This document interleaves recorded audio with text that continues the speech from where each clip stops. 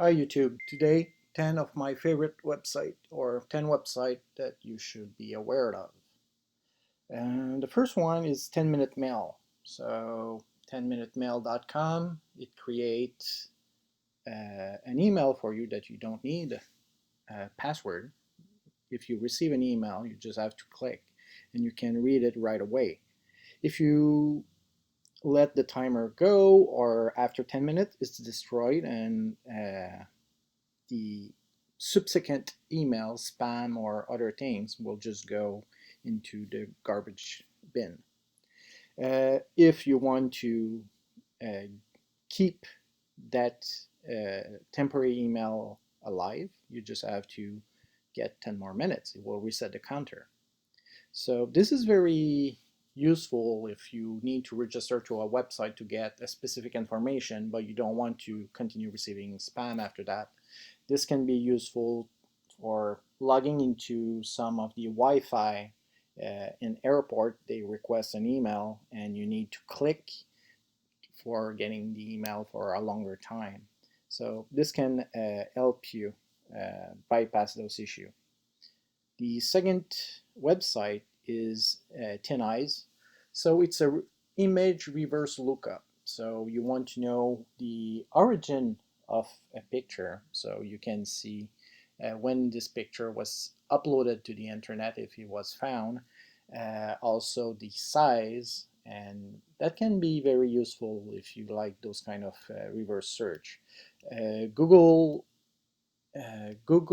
Image have also reverse lookup, but TinEyes look like to be more efficient and designed for this.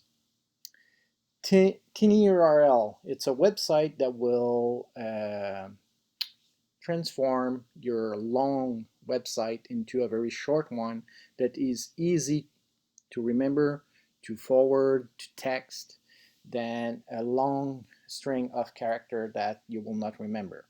So it's again free, easy to use, highly recommended. So the fourth one I want to talk about is DuckDuckGo. DuckDuckGo is a search engine similar to Google and Yahoo and all the others, but this one do not track what you search for. Google is very tracking you and making advertise on your browser regarding what you search for, and they share this information with other third party.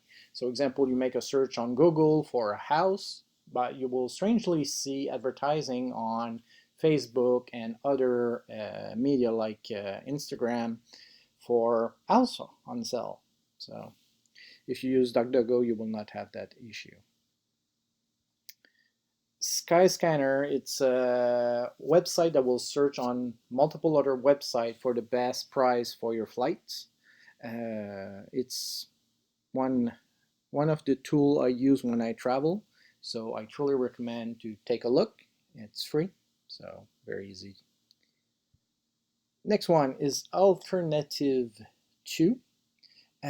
So example, you want to use software but it's not available for your platform, it's not free, but you can search example for Photoshop.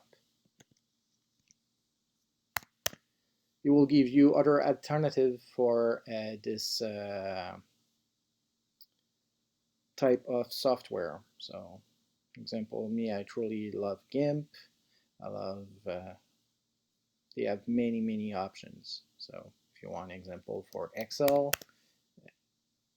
you can use other software that will touch Excel files. Well, maybe not all of them, but can give you ideas to replace a software that you have. The Internet Archive. So archive.org is kind of a web crawler that will scan the entire web, the internet.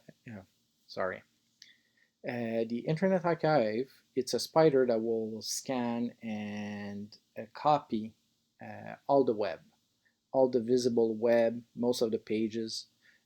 from maybe 20 years ago to now. So it's very useful to see what a particular website was at one, if it was scanned, at one point in time.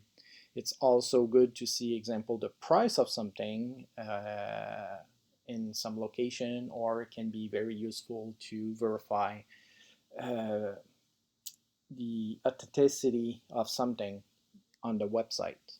So this is a very interesting ideas and can be very useful.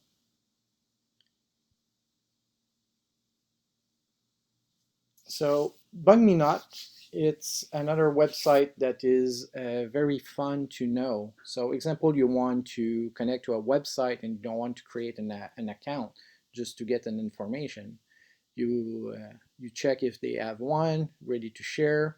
You use the username, the password, and you can log in. So it's kind of a lazy way to connect to a website if you don't want to have the burden to create your own account. So maybe it's something you would like to check.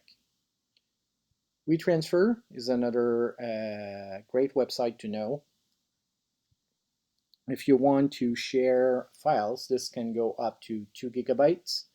What is great about that website, you're not forced to share email, so you can use link. They have, I think the expiration date is about under a week, so you need to share it and ask the person to get the file as soon as possible. But it's a nice way to share huge files or pictures. They have other provider on the net, but sometimes they request email and they will use those email to send publicity or share with other interests. So next. Instructable, it's probably one of the most useful websites for people that like to learn. So example, you want to learn to do an apple pie. You can have multiple recipe, different approach. So if you want to learn how to make leather, you want to learn some special knots, you want to learn about tying your shoes, they have everything on that website.